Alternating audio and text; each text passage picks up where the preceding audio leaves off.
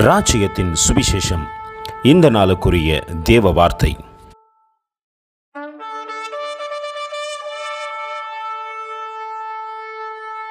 But as he which had called you is holy, so be ye holy in all manner of conversation. 1 Peter 1:15. మిమ్మును పిలిచిన వాడు పరిశుద్ధుడై ఉన్న ప్రకారము మీరును సమస్త ప్రవర్తన యందు పరిశుద్ధులై ఉండుడి. 1 పేతురు 1:16 உங்களை அழைத்தவர் பரிசுத்தராய் இருக்கிறது போல நீங்கள் உங்கள் நடக்கைகள் எல்லாவற்றிலும் பரிசுத்தராய் இருங்கள்.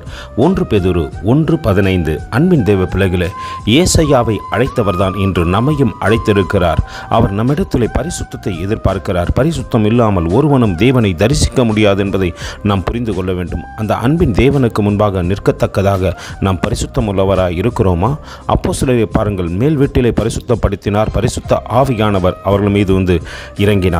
நாமும் பரிசுத்தம் அடையத்தக்கதாக நம் நடக்கைகள் எல்லாவற்றையும் ஆராய்ந்து பார்த்து தேவனுக்கு பிரியமாய் நடந்து கொள்வோமா?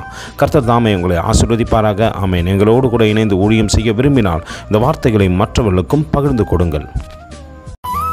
Thank you for watching. God bless you.